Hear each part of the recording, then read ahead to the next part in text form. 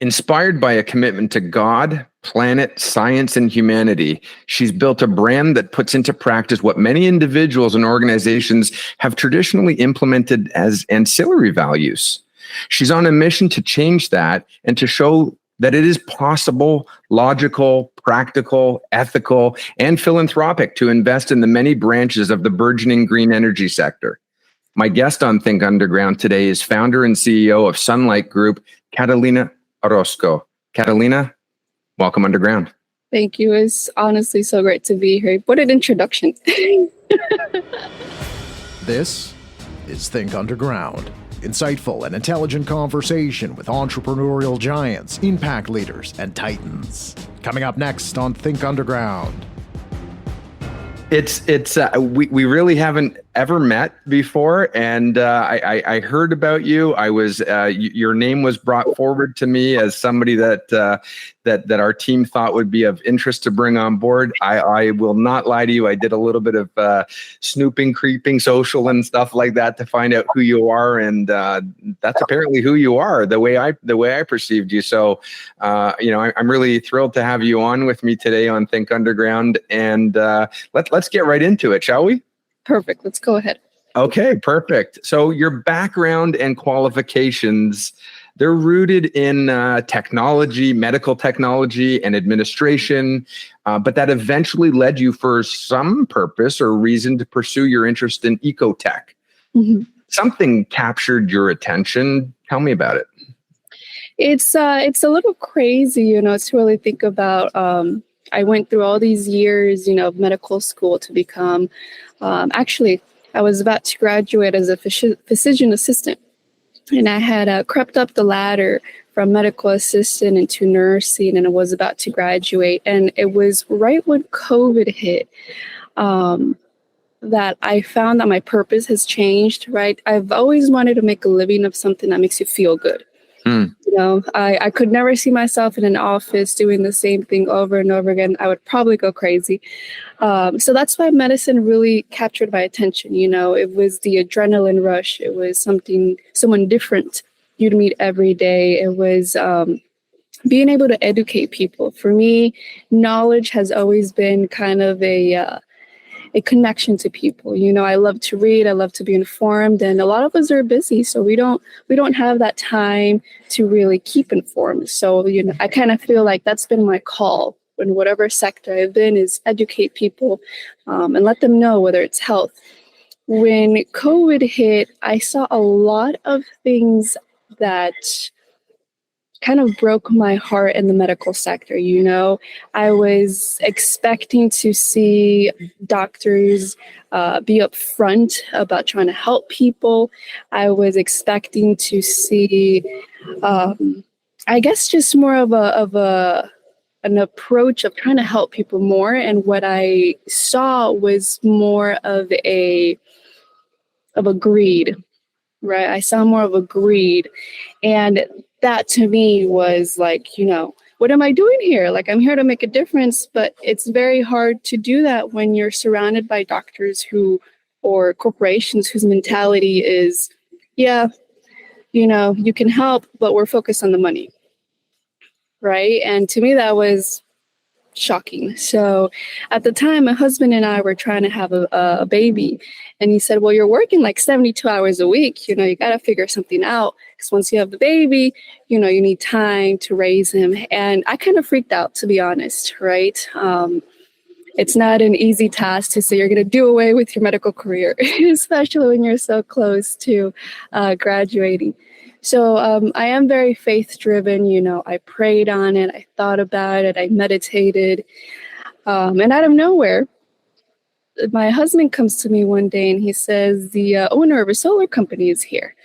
I said, that's interesting. For me, living sustainably, even though our business is about sustainability, I've always lived sustainably.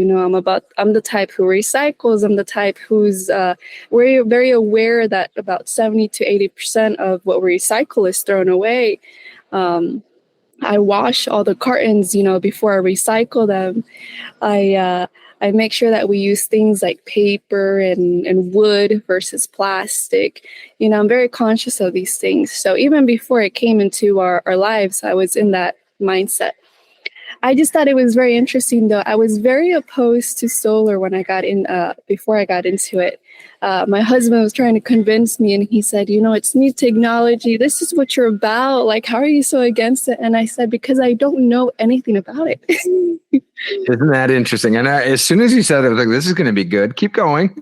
I was very anti, because at the end of the day, I understand people are trying to live, right? So I understood that the gentleman that had came to our house, he was selling us what sounded a great product, but you always want to see people's intentions, right? Are you trying to sell, or are you trying to give me a need? And for me, that was the biggest thing. So long story short, because it is a very long story, we ended up going solar a couple months after meeting the gentleman. And my husband said, this would be great for you. He said, you should really dive into this and make it into a business. I said, I will, but I'll give it a year. I said, I want to give it a year to see how they build this, see how they install, see what the benefits are. I want to study this, And so for the next year, I had the baby. So I had left my job. And for the next year, I went up on the roof. I bought myself a drone. I learned electricity. I researched, thankfully I had a physics background, or else, it probably would have been a little bit different. But what I found was, honestly, it shocked me. It shocked me because I said, how is it that this is something NASA has been using for years? They use it on our satellites. They use it on countless of technologies.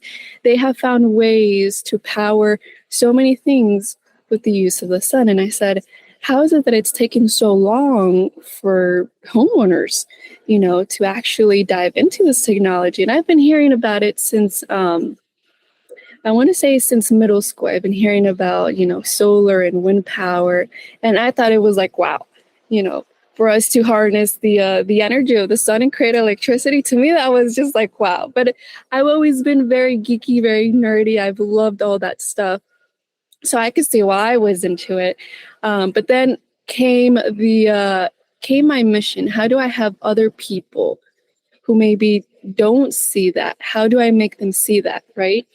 So I started reading a lot, and I really looked into the boom of when renewable energy came about. And it was about 1970. The U.S. economy was booming. We had more factories. We had more cars. We were building more houses, more than ever. Well, all these things require gasoline, right? So the more things we have, the more gas we're using. So the U.S. freaked out a little bit, and they said, oh my God, if we're using our reserves, we're using so much gas, we need to scale down a little bit. What do we do? Well, in terms of fracking and in terms of drilling, there's a lot of geopolitics that's involved with that, right? I mean, it's not as simple as just drilling a hole in the in the soil and trying to get gasoline out. It's a lot more than that, right? You have to look to weather conditions. You have to look into the surrounding areas, right? Are you impacting the environment negatively? The watershed, the ecosystem, yeah. There is so much that goes into it. So, it's not that easy to pull gas out of it. So they said, well, what if we make things more energy efficient, right? If we make things more energy efficient, we use less gas, but we're still keeping everything how it is. So that's really what boomed, renewable energy, or making things more energy efficient. Our cars became more energy efficient, our homes became energy efficient, even factories became energy efficient. And that's really what set that boom.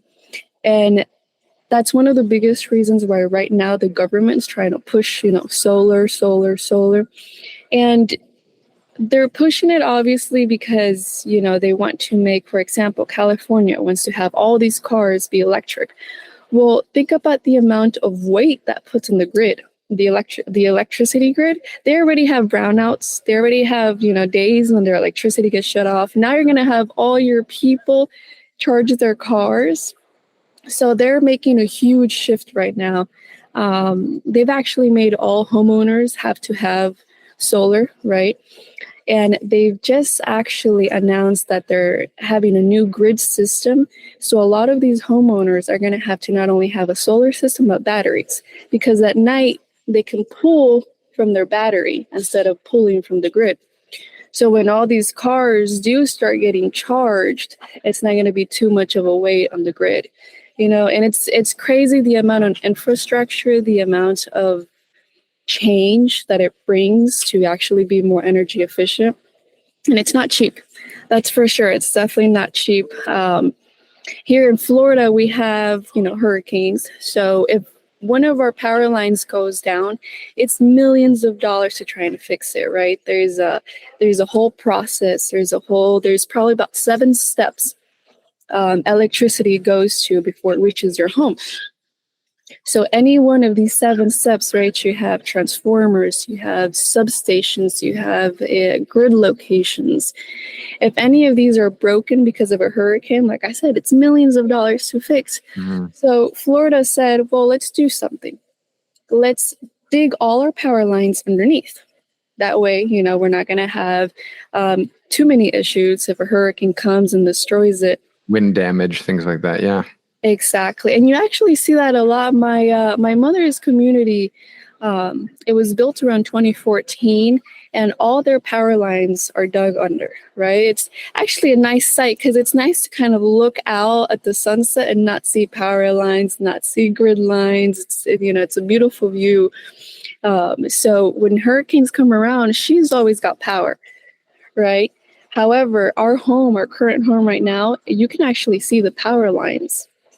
But so when the last hurricane hit, Hurricane Ian, we lost power for 2 days. Right. So you can see the impact of that. Food spoilage as well, or people who are dependent for medical purposes, et cetera. Yeah, it's amazing. And we're a connected world, right? We depend on the connectivity. And it's kind of crazy to think that electricity is a necessity now. We've been living with electricity for so many years. How do we live without it? It's before it used to be a luxury. Not anymore. Now it's a necessity. Like you said, we have kids. When our power goes out, how are we warming up their milk? How are we warming up their bottles, right? Other people use gas, but if you have a home that mostly runs off of electric, what do you do?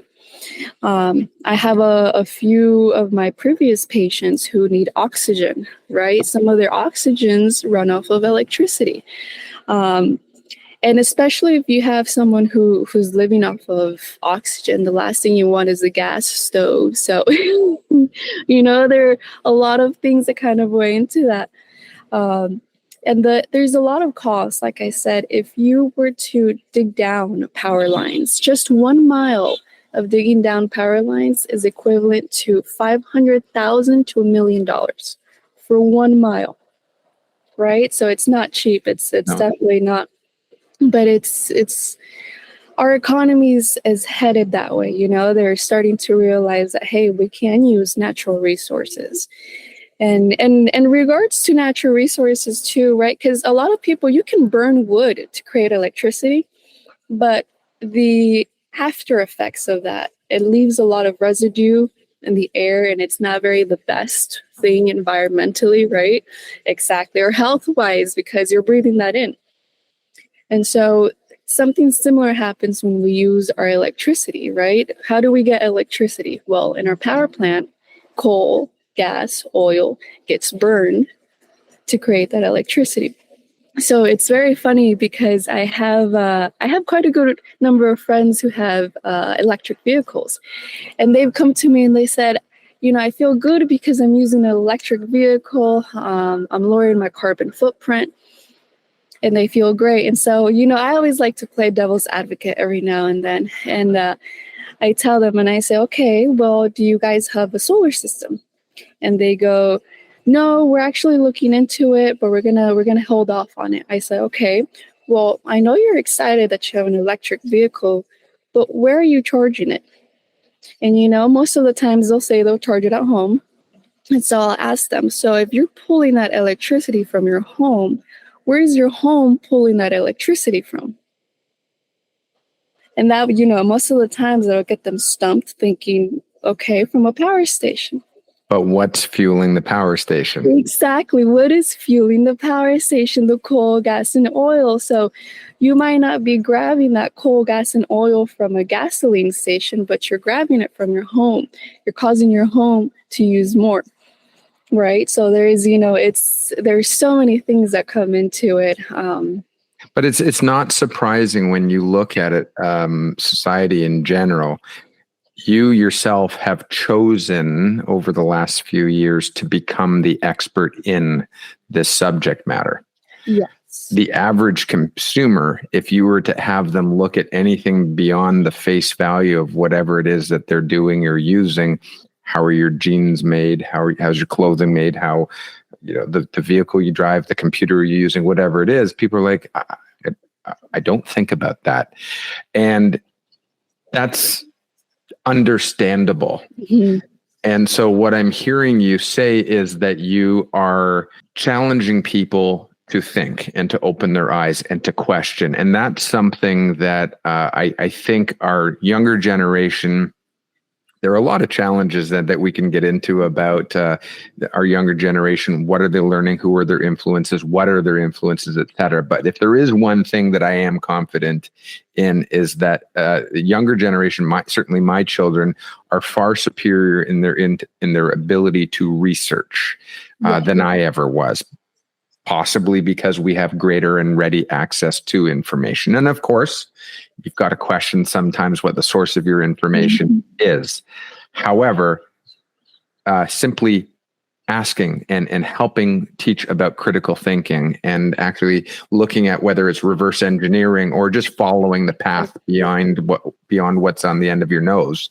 I think that's fantastic that you're doing that. And of course, you're evangelizing it really one person at a time, but I know that through your organization and your business entity, obviously your marketing, you've got a number of channels that you're using, whether it's on social or in other formats. So I'm hearing that your actual passion and interest goes beyond the actual installation and mechanics or technical elements of solar, but into the education of solar and the benefits there.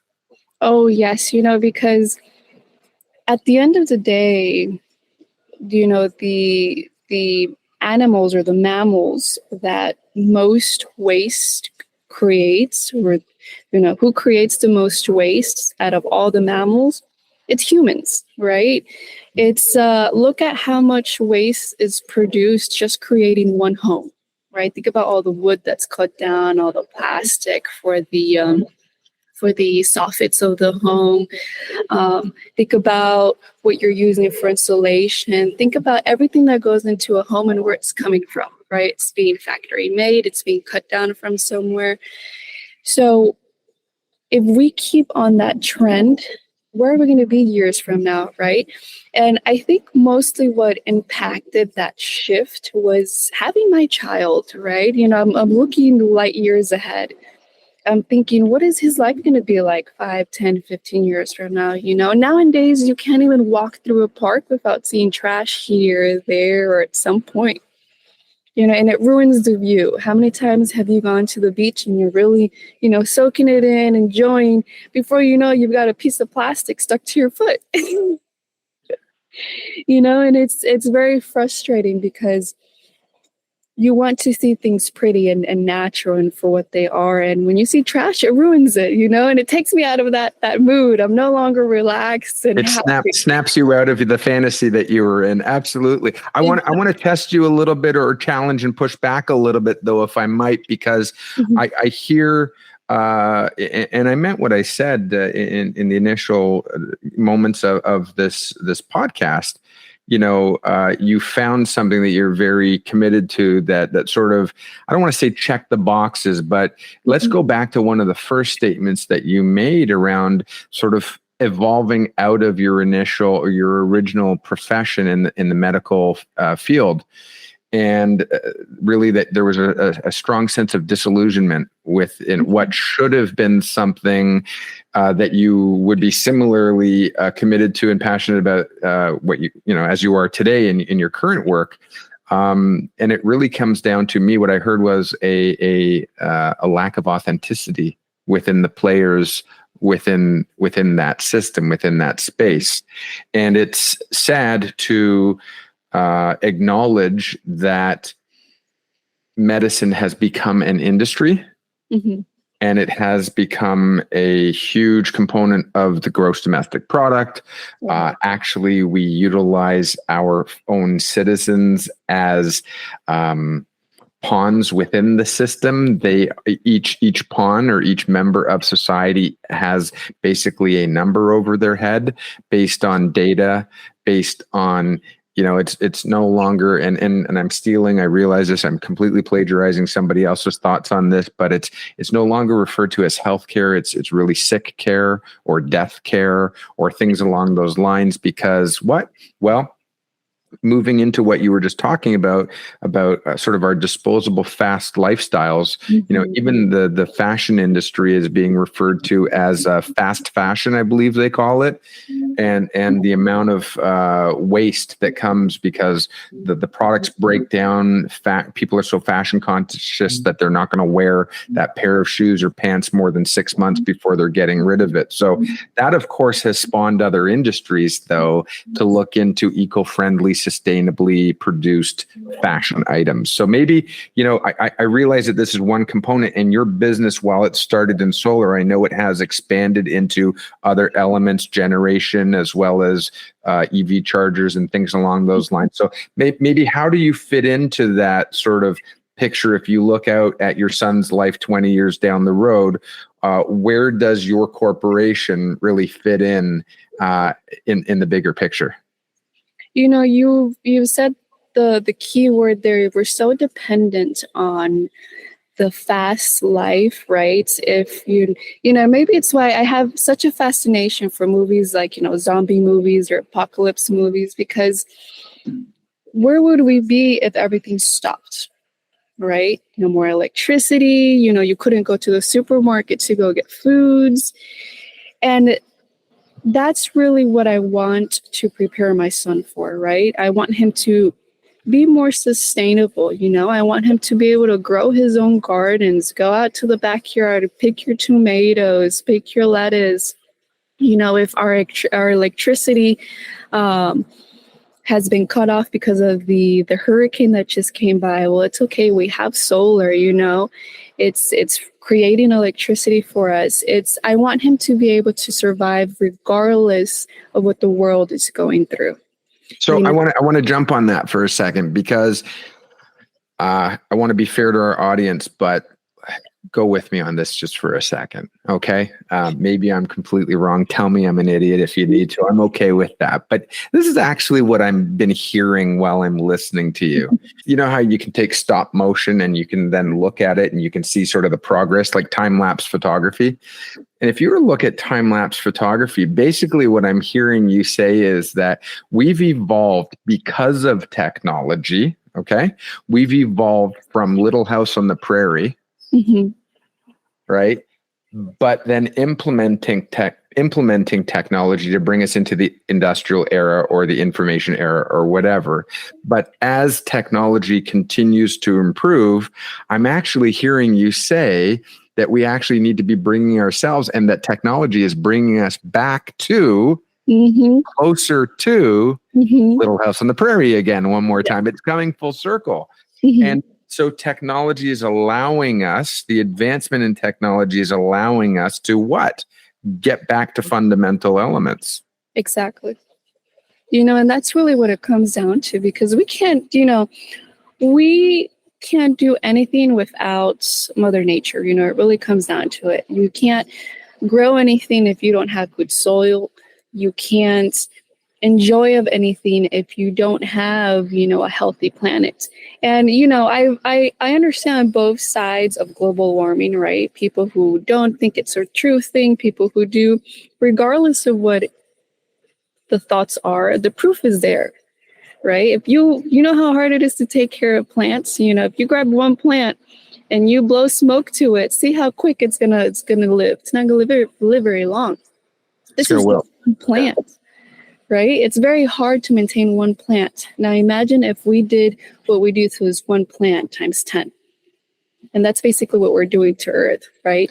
So it's even though some people do believe it or don't believe it, the facts are there, and you don't have to be going into Google to wonder if adding acid water, acid rain to a plant is going to kill it. You can see it for yourself, right? You can test it out. So let me go down that road just a little bit with you, because I think, if there's a guy who capitalized on global warming, it was Al Gore. This man made billions, right? And good on him. That's okay. And maybe I'm not going to give him too much credit, but maybe he was authentic in his mission. Maybe let's pretend he was. I think you can see over time that entire movement did shift from global warming to more of a focus on climate change. And climate action, because there are those who will argue that you can make data say anything that you want if you interpret it, under the right conditions and filters, et cetera. And there is no shortage of people, certainly in the medical community, who will skew the data, talk about COVID later if you want to make it say what they want it to say.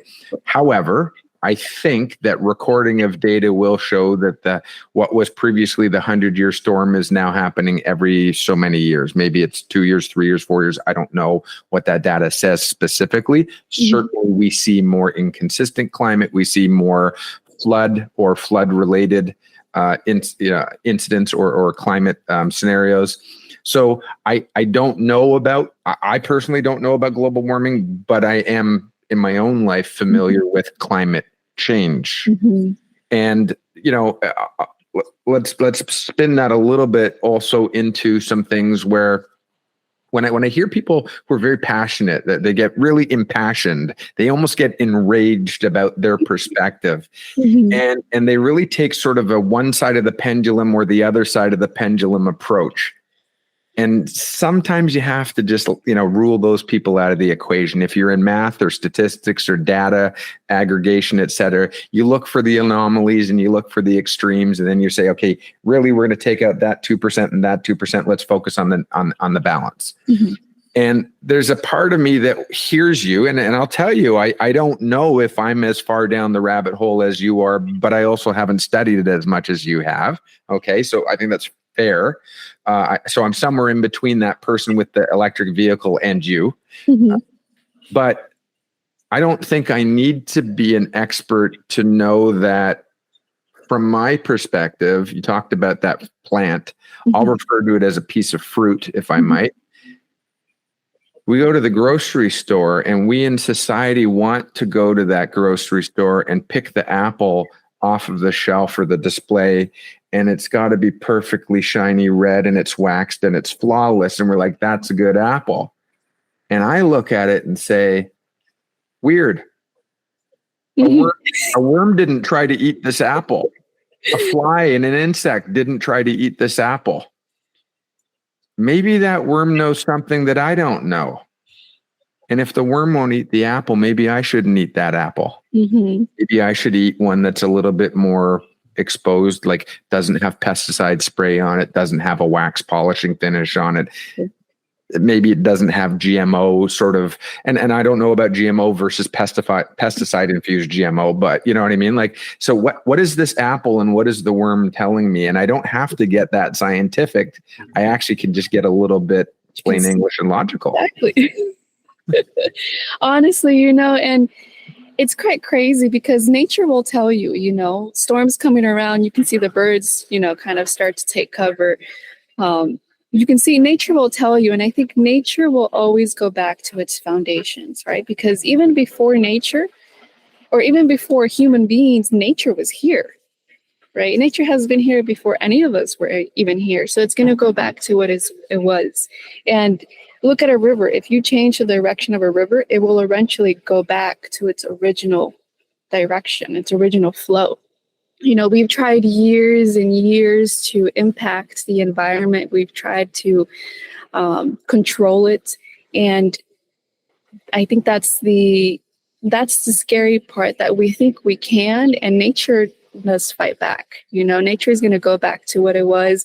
You pour concrete and you can still see some of the flowers coming out of the concrete. It's going to go through our infrastructure. It's going to go through whatever we put in its way, and it's going to flourish. It's going to do what it's going to do to flourish. And maybe that's why, we're seeing all these changes, right? Not only that, I mean, we're seeing it in our kids. Look at how quickly they mature, and it's kind of crazy when people tell me, don't blink because your child's going to, grow up with a blink of your eye. And I'm thinking, was that healthy? Did we do that to ourselves? Did we cause that? Why are we rushing our kids? Exactly. Not only that, if they are growing up so quick, is it our food? Is our food causing them to grow up? Oh, there's that too. The hormones and I mean, it certainly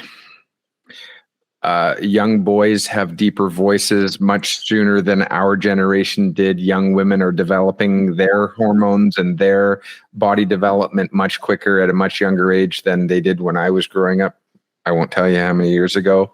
Yeah, absolutely. What are these environmental factors that are manifesting in these changed outcomes, right? Exactly. And, we did it to ourselves because we always want more, regardless of what it is. We always want more, if it's more food, if it's more sweets. And I understand why we grew to this pace, because we have more people. So how do you feed all these people, right? Make bigger farms, but now you have even more people. So you have these big farms. So what do? We'll create food at a faster rate. So it's not maturing as it should. So our nutrients is not maturing all the way. And, now we got all these health issues, and just think about the environment impact of creating a farm, right? You're moving all of this nature around it to create a farm and control it into something that's producing food, so you're impacting the environment there. Think about all the animals that had to be moved away. And if you're doing pesticides, think about how it's affecting the outside of it. Even just creating food or agriculture is impacting our environment. And that's actually one of the biggest reasons we're launching our greenhouse gardens for homeowners. And it's made out of solar glass. So it's a greenhouse, but it's out of solar glass. So it produces not only your electricity, but inside it's protecting your garden. So your vegetables and your fruits. And that's really what our mission is about, right? We want people to be more sustainable themselves, because it also makes you more conscious of your waste, right? Think about, what would you do if the trash industry one day said, you know what, we're done picking up everyone's trash. We no longer want to do it. What are you going to do with all the trash that you have? And it's amazing to watch. This is something that has really taken off, and I'm glad that you're doing that. We've seen countertop hydroponic gardens and things like that sort of taking off over the last few years. However, when you think about, we talk about STEM, science, technology, what is that? Mathematics, what's the other one? Engineering, I believe, and math. I could be wrong. Please forgive me if I'm wrong. But we've there have been a lot of there's been a lot of sort of reflection on focus. What has come out of the education system, what's gone into the education system. There's a lot of focus on the maths, which is great. There's been a lot of focus on technology, which is fantastic. But what we've also seen is that families and parenting in general are those folks are recognizing that what's come out of the education system and curriculum, parents have had to actually reintroduce into their children's lives, whether it's art or music or other extracurriculars activities. And one of the things that really has taken off is that focus on whether it's community-based gardening at the local parks and rec centers, for example. And now, as you're talking about seeing it inside the home, the idea behind the green bin, composting as an extension on recycling. But when you bring that into the home, maybe, let's talk about that for a little bit, because there is the opportunity to introduce people, especially young people who were really growing up kind of expecting to go to the light switch and turn on, and that's how you get light. The light comes from the switch, as opposed to tracking it back, as we talked about. Well, when we apply that to this topic that you're bringing up, you're just making me think about it. Like, how does food get into the fridge, right? Or how does food get to the grocery store? Exactly. And it's a very scary thing because, like you said, everything's automatic, right? You flip the switch, the light goes on, you open the fridge, the food's there. But how will we survive if all of this disappears? God forbid it disappears, but what if it does? What if something happens? How are you going to survive? How sustainable are you? Well, let me pick up on that word, because certainly you've mentioned that word a few times. And I know in the literature that I've read, certainly on your social channels and in the different media that you produce, you do talk about sustainability. And I think that sustainability is one of those, has become a hashtag. It's become a buzzword that I think many people, this is my perspective, many people are using because they've heard other people use it. But what does it actually mean? What does it mean? Yeah, maybe you can share a little bit about your thoughts, because there is sustainability inside the technology that you do on the solar side, but there's also sustainability in terms of this type of gardening and bringing that back around in terms of education. Maybe touch on that from your perspective, because if I'm hearing a common theme, yes, there's the tech, but really there's the why. The why. So maybe touch on that for me, if you would. So sustainability, right? Kind of the word has it, something that sustains itself. Okay. So you don't need outside forces to make it happen. For example, you don't need, with solar, all you need is solar, right? You have an outside force that the power of the sun is never going to go away. Well, it's going to be, light years away, but it doesn't matter how much you use of the sun, it's not gonna, disappear. It's not dwindling our supply of sun. So overnight, when you diminish the batteries, not capacity, but the charge inside the battery, all you have to do is wait for sunrise.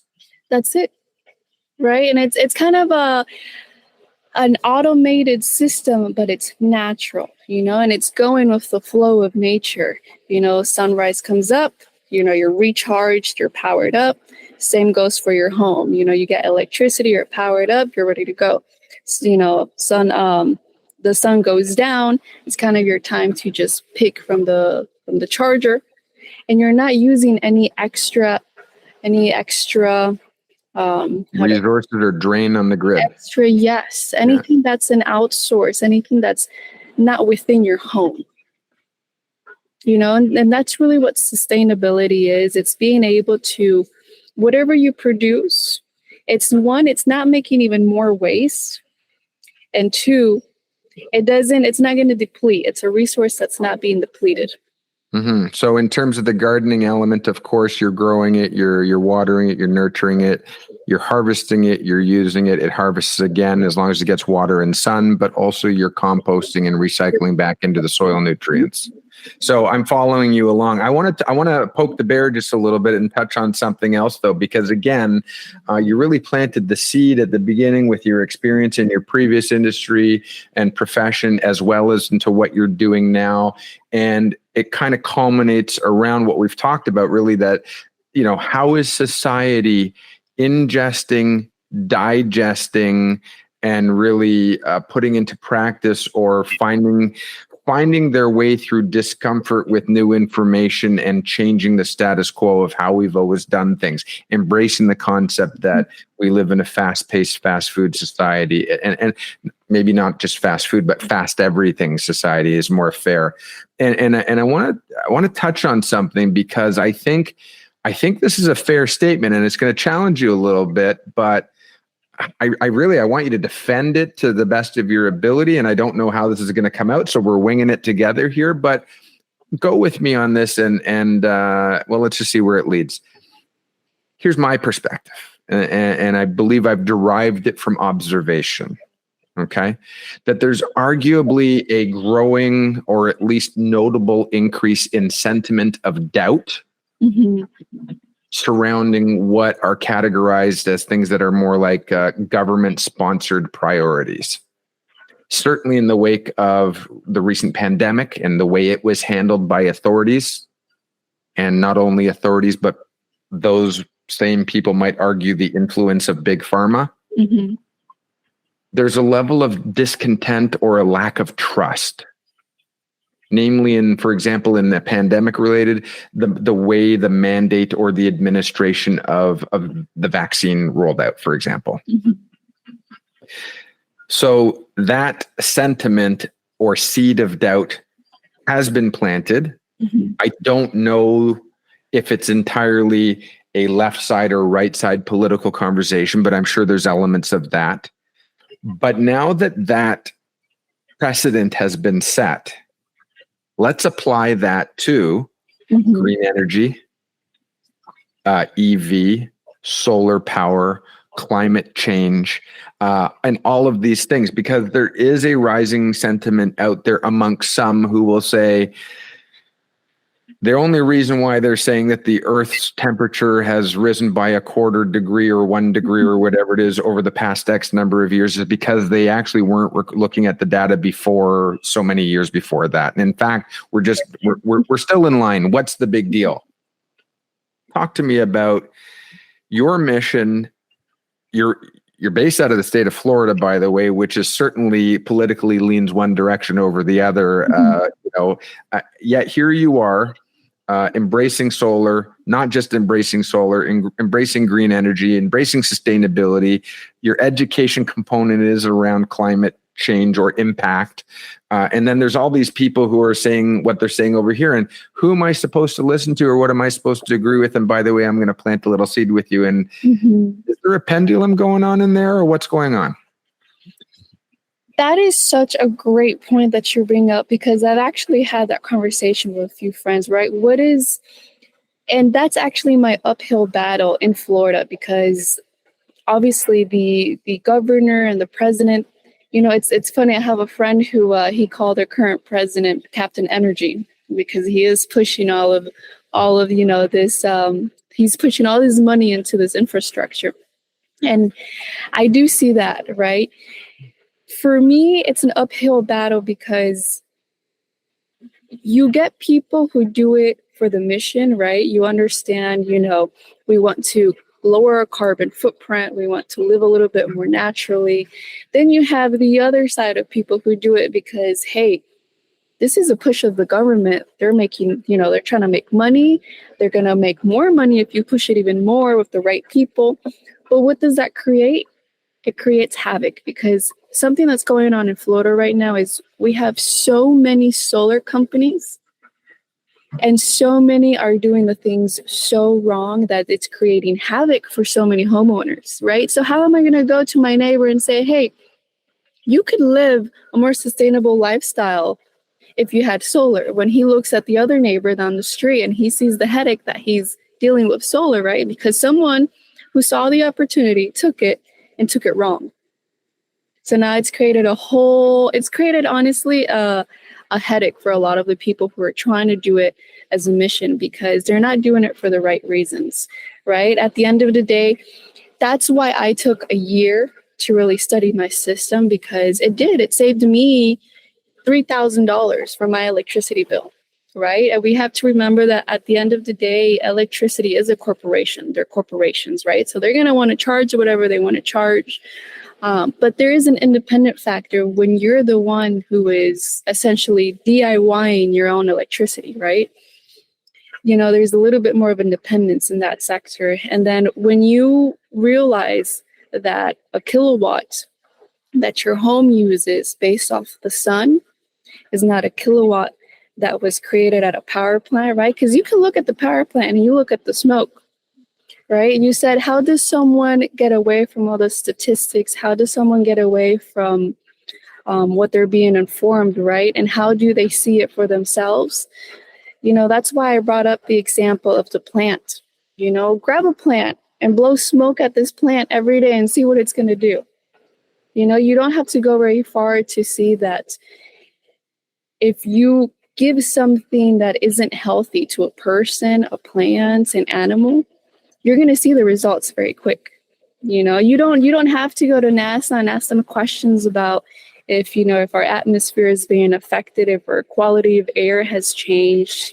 Go grab a plant, test it out for yourself. And I think that's critical because, again, listen, there are lots of devil's advocates out there, right? So someone's going to say, well, that's a great marketing presentation that you've just done, that you can manipulate that yourself.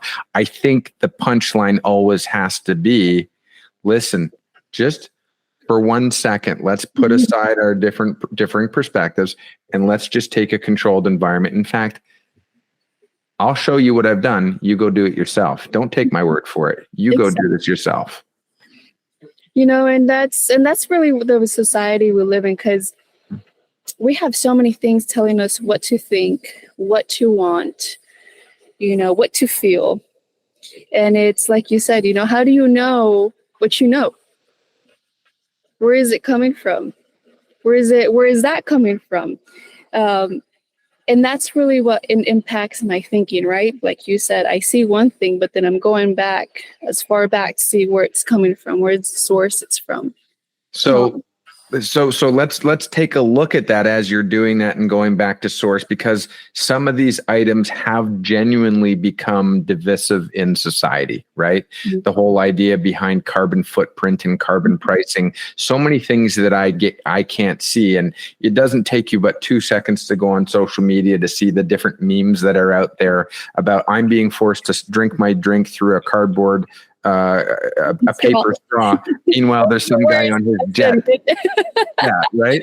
So I believe there is fair, reasonable, and understandable pessimism or a level of discontent amongst the public. Mm-hmm. But here you are, you've got this industry, you're in an otherwise right-leaning state as your home base of operations.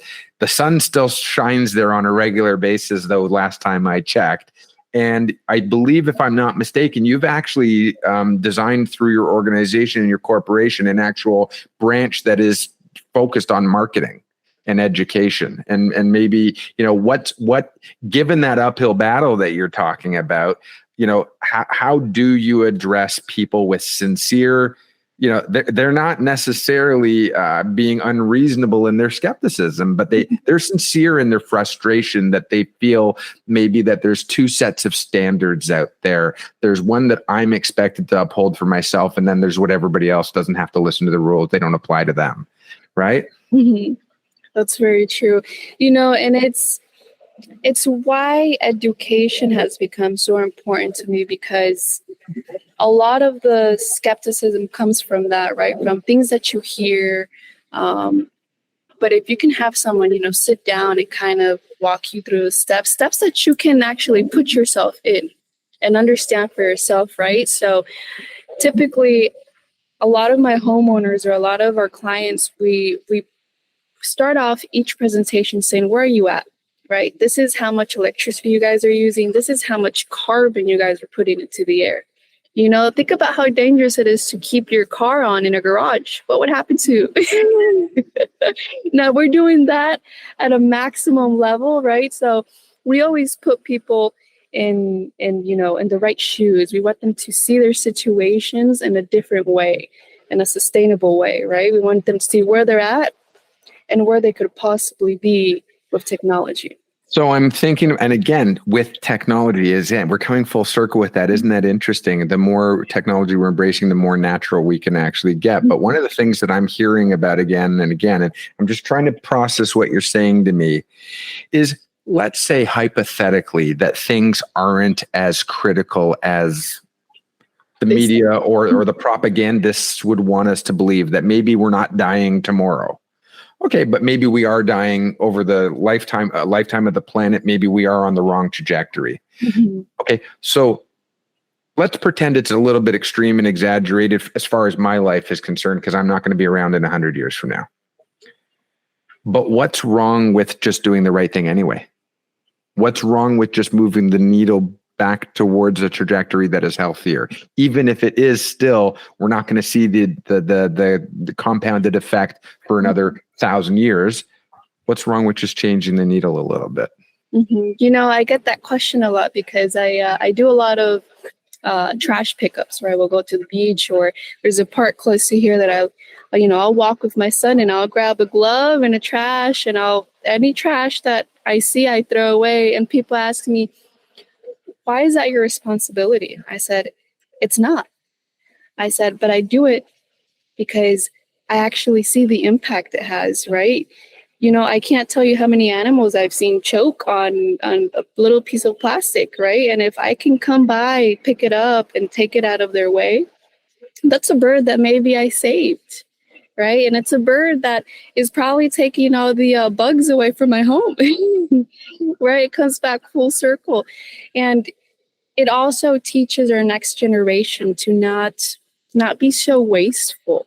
You know, it kind of comes back to, what if we didn't have anyone pick up our trash? What are we doing with our trash? And our trash has many forms, whether it's, the daily trash that you take out from your bin, whether it's the trash from the electricity that you use. If we actually compiled it so that you could see it for yourself, I think people would see everything in a different way. Because it's kind of, that question people have about, how do you know if God is real? Well, how do you know if wind is real? You feel it, right? Well, how do you know if pollution is real or not? You can't see it, but can you smell it? Right? If you go to these, like, for example, I'm from Colombia. If you go to the city of Colombia, oh my God, in the city of Bogota, you blow your nose, your boogers are coming out black, and that's not natural. You're breathing that in. You're actually seeing all the pollution. Well, there's a statement that I read somewhere in somebody's marketing campaign, and I thought it was quite fantastic. I believe it had to do with water and not necessarily air filtration, but basically it said, if you're not using a filter, you are the filter. and that description that you just made as eloquent as you delivered it, it's true, right? You just have to use a tissue and you'll see that it's there. Let's talk about something. I just want to shift a little bit towards something you're talking about, though, but maybe let's make it a little bit more formalized, and that is around public perception. People, we don't only vote at the ballot box, but we vote at the cash register, so to speak. We vote at the point of sale and transaction. And something that has taken more prominence in recent decades, I don't know, I'm not going to, again, that's somebody else is the statistician on that, but certainly has been towards ESG or philanthropy at a corporate level. And there are those who would challenge the authenticity, whether it's a marketing tool, and at the same time, you could challenge back and say, what's the downside, right, of using that as a part of marketing? But people who are voting with their wallet or their dollar, they basically get to say, I get to buy the product from this company or this company, and this company happens to be doing something that I align with ethically or in an area of interest. So, because up until now, we've been speaking predominantly about residential or individual use and consumption and utilization of green energy technology, but bring it more to a corporate level. And, what are some of the changes we can anticipate seeing? Is there a trajectory that is in sort of I don't want to be biased, but the right direction towards environmental sustainability? Are we seeing that? It's a very slow movement. Over the last 4 years that we've had this company, we've slowly seen more and more commercial or industrial companies, look into the green sector. Now, are they doing it because it's best for PR reasons, right? Is it improving their public relations, or are they doing it because, they actually want to help the environment? We might not know. Sometimes what people tell us is not what's really at, the center of their heart. But, we do it because we know the results it's bringing in. Whether they're doing it for public relations, we know that at the end of the day, it is actually trending to help, Earth. Because if we see the impact it does residentially, you multiply that commercially, right? If you see it in just one home, well, a commercial building is doing that 30 times, right? So if they can leverage some of that, it is making a huge impact. And you can see it not only in their electricity bills, but you can also see it in the pushback we've had from electricity companies. And that's really the interesting part. Is that so? I'm interested to hear more because I'm going to, you'll have to excuse me, I'm going to go on a tangent that is somewhat politically charged. I've been known to do that once or twice, but I was always fascinated in a previous iteration of my life that I mentioned to you earlier, when we saw certain community stakeholders come to the discussion and talk about what they're doing in the community around, for example, serving the vulnerable, to talk about really their existence and what they're doing on a daily basis. And what I always found a little bit odd was that there was almost a sense of pride, and I'm going to use some false numbers, totally for the sake of example, that they say, well, last year we served 1,000 people meals every single day, and this year we're on track to serve 5,000. And we're in business to solve homelessness, or we're in business, our organization is here to address, and they literally say, solving homelessness that's one of their taglines or mottos. And I was thinking to myself, your numbers are going in the wrong direction. Mm-hmm. Yes. Mm-hmm. Your goal and your objective should be to get to zero. Mm-hmm. So I'm curious, by similarity or loose comparison, that the utility that shouldn't be necessarily a for-profit organization if it is a public service organization and it is a necessity-driven or based organization, shouldn't they be supporting your effort? That was exactly my question. And I question it every couple of months.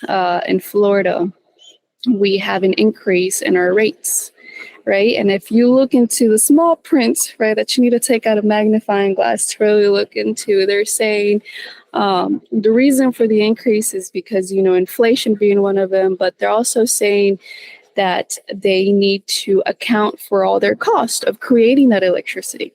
Infrastructure and things like that, sure. Yes, but if you look at all these electricity companies, more than one of them has a solar farm.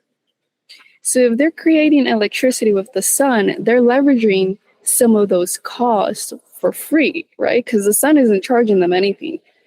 So why are they increasing the rates?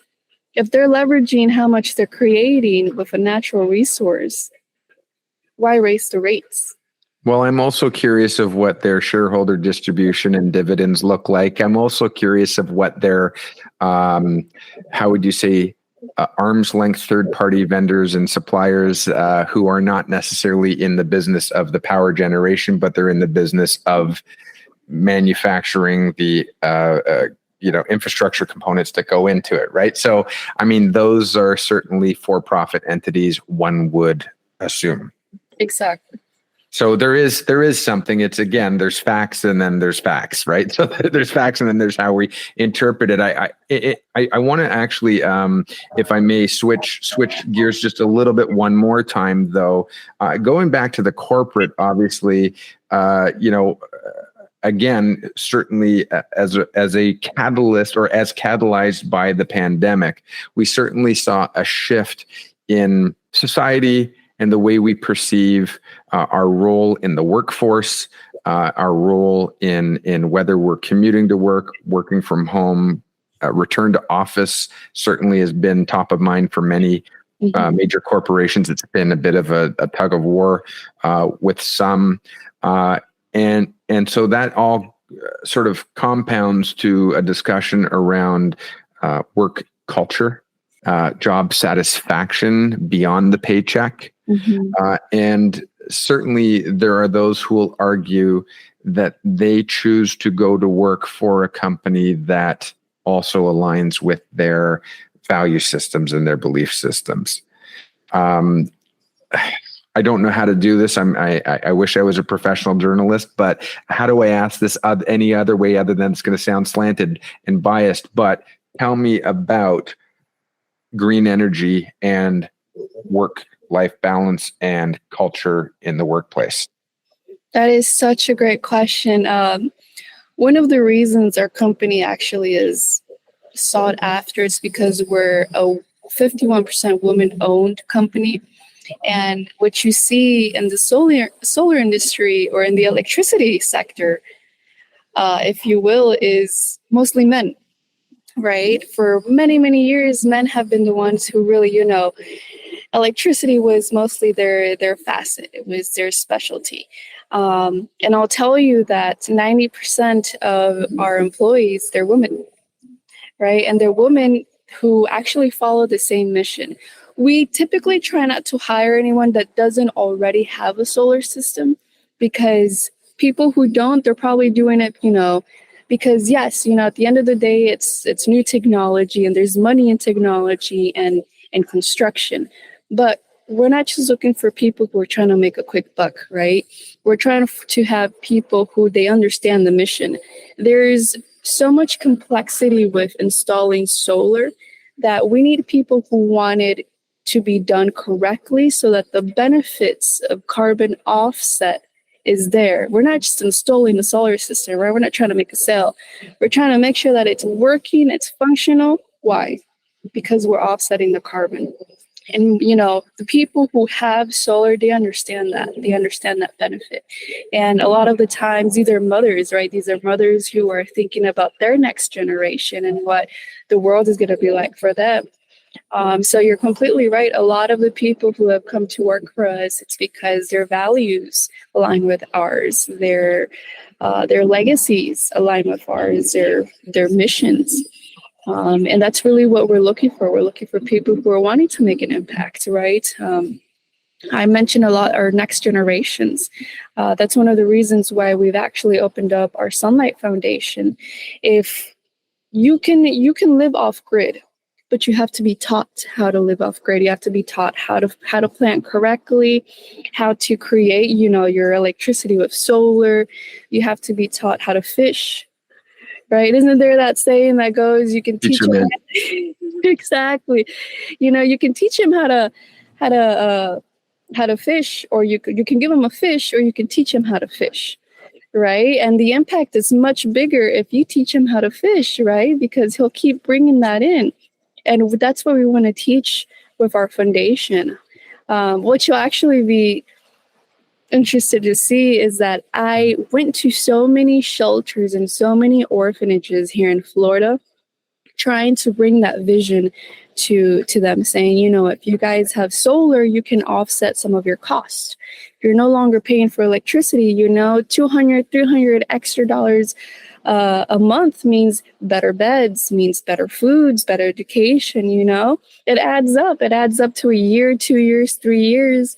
And I was shocked because each company I went to, or each shelter I went to, they said, we receive enough government funding, we don't need it.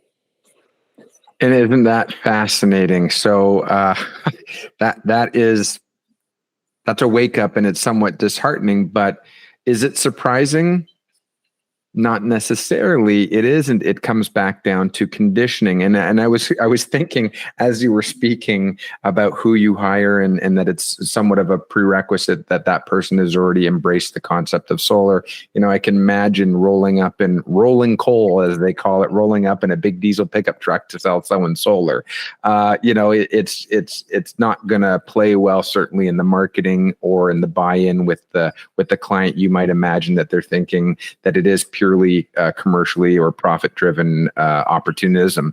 But to take that story and to go into the shelter system and those who are serving the most vulnerable, again, let's be fair. There's a huge industry in not-for-profit for many, certainly in fundraising and campaigns and things along those lines. But you were making me think when you were talking about $200 to $300 a month, for example.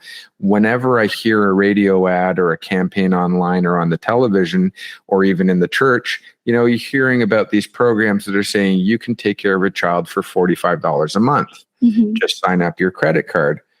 Well, $45 a month into $300, that's a few kids in there, right?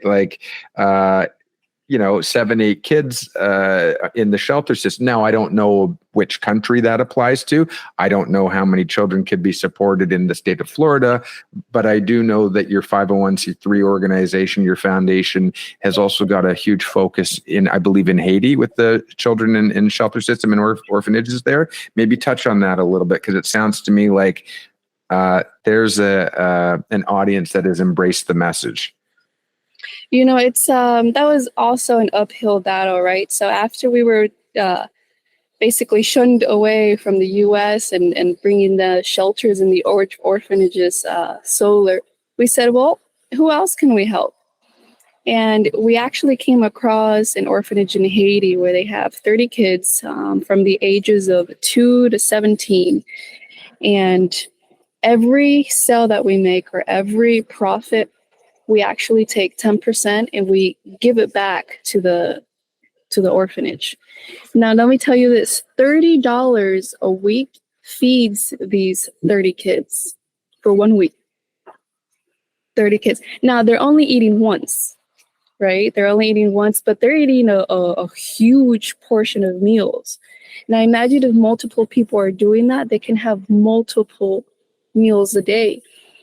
I actually got off a phone call with them a while back ago because I told them, I said, let's start teaching the kids how to fish, right? Because I understand that we're helping them and we're trying to create a different environment for them, but I don't want them to become dependent off of us, right? Because, God forbid something happens to us, what are they going to do?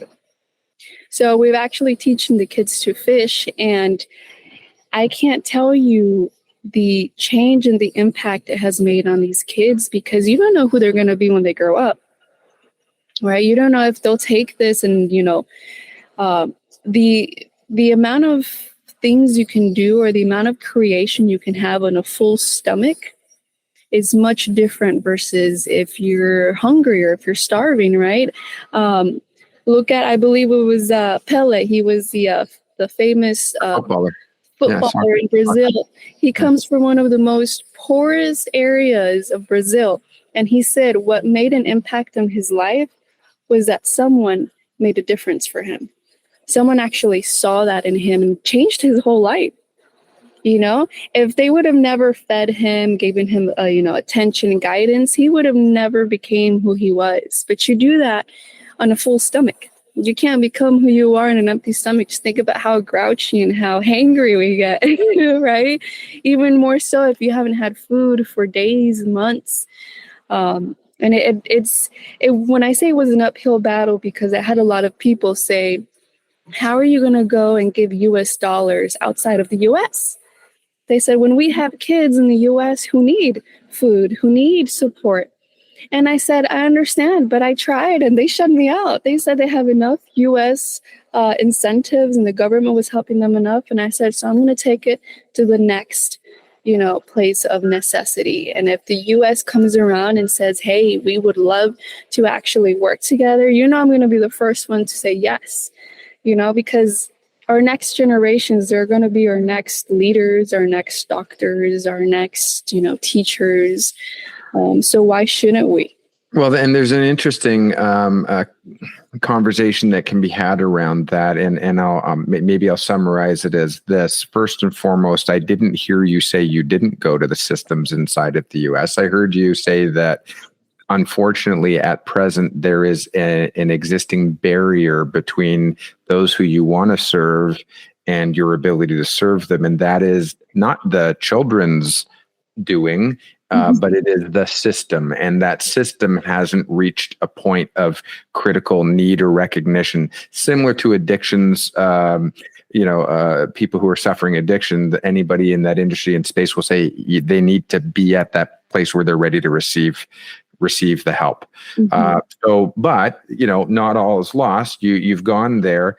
But when we think about how much foreign aid goes to a country like Haiti to deal with political unrest, to go with food insecurity and starvation and crime, et cetera, money is flowing from the U.S. to Haiti anyway, and they are in need of it.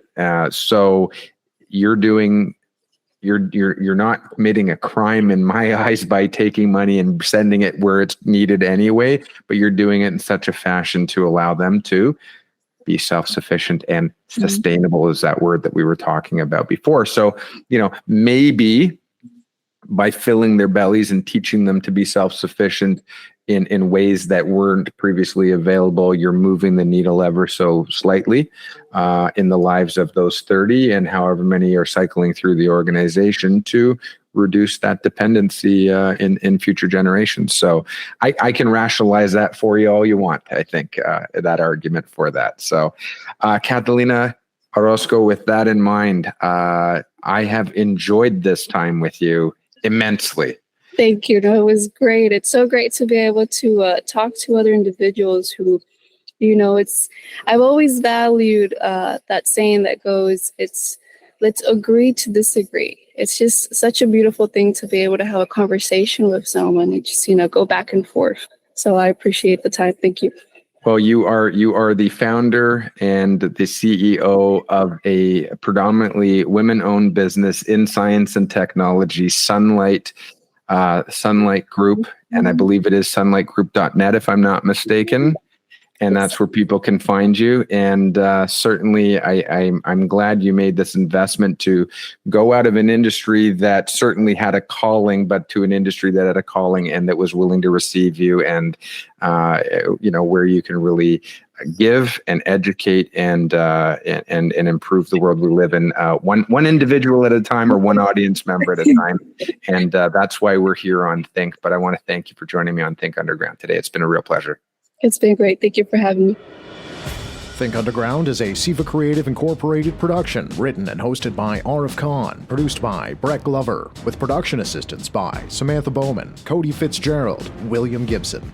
Music courtesy 1M1 Music, directed by Arif Khan. Executive producers Mallory Steele and Arif Khan. Created by Mallory Steele.